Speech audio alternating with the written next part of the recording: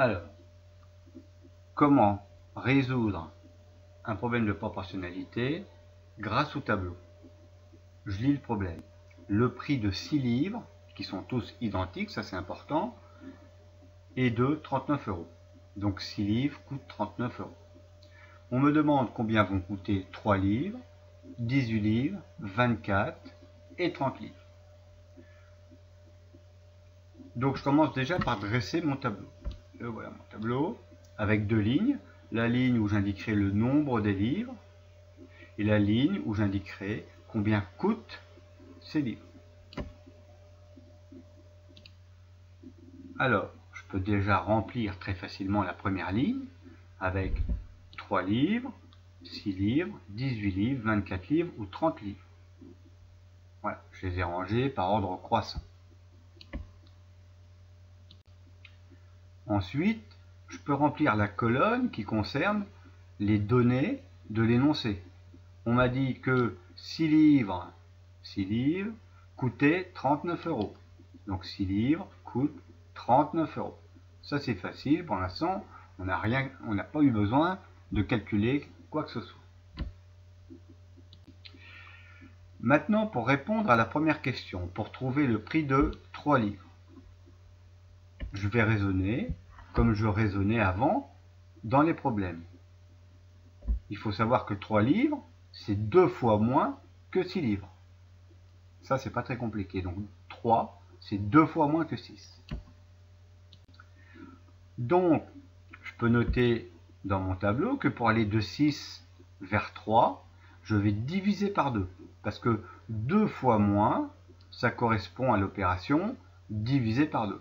Donc pour aller de 6 vers 3, je divise par 2. 6 divisé par 2 égale 3. Donc, pour trouver le prix de 3 livres, eh bien, 3 livres, c'est 2 fois moins que 6. Donc 3 livres vont coûter 2 fois moins que 6 livres. Et donc, dans ce cas, je vais bien payer 2 fois moins que 39 € le prix de 6 livres. Et donc, pour trouver le prix des 3 livres, je fais 39 divisé par 2. Ça fait 19,5. C'est comme ça qu'on faisait avant dans les problèmes.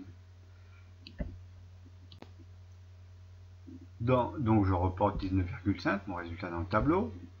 Et je m'aperçois que pour aller de 39 à 19,5, j'ai également, bien sûr, divisé par 2. J'ai utilisé le même opérateur en bas et en haut pour passer d'une colonne vers l'autre colonne. Maintenant, le prix de 18 livres. Eh bien, 18 livres, c'est 3 fois plus que 6 livres.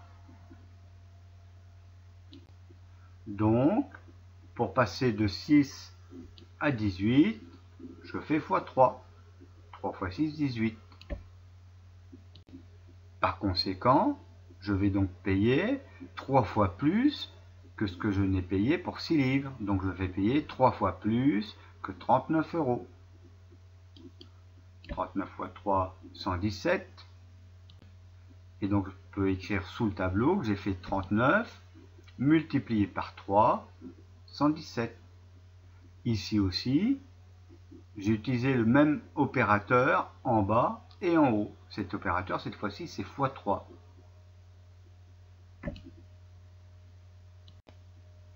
Ensuite, le prix de 30 livres. Je sais, si je connais bien mes tables, que 30, c'est 5 fois plus que 6. Donc 30 livres, c'est 5 fois plus que 6 livres. Et donc, je vais forcément aussi payer 5 fois plus que 39 € le prix de 6 livres. Donc, pour aller de 6 livres vers 30 livres, j'ai multiplié par 5. 6 fois 5, 30 livres. Et donc en bas, le prix de 6 livres, il faut que je le multiplie également par 5, puisque mes 30 livres vont coûter 5 fois plus.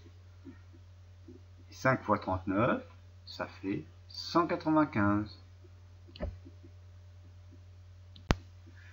Donc pour l'instant, pour remplir notre tableau, pour aller de colonne en colonne, on a utilisé le même opérateur en haut et en bas. Par exemple, j'ai fait diviser en haut et donc par 2, et donc je divise par 2 en bas. J'ai multiplié par 3 en haut, et donc j'ai multiplié par 3 en bas. Ici, en fait, on fonctionne comme avec les fractions égales entre elles.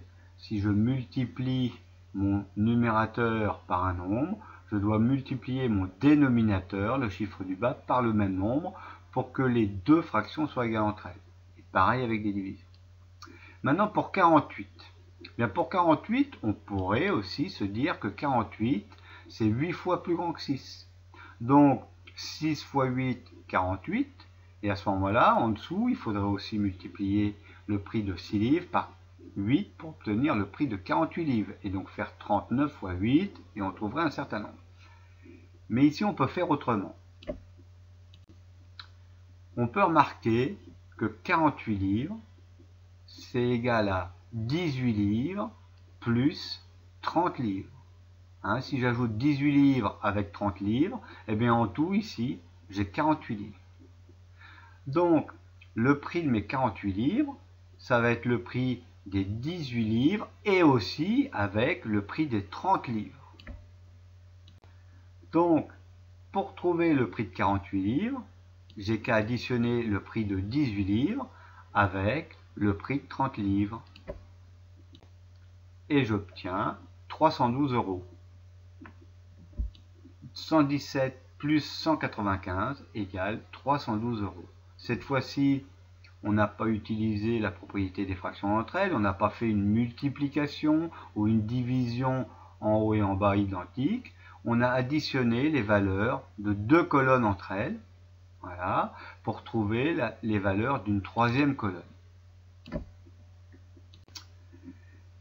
Et bien ici dans ce tableau, puisqu'on a rempli notre tableau en suivant la ligne, hein, on parle des propriétés linéaires. Voilà.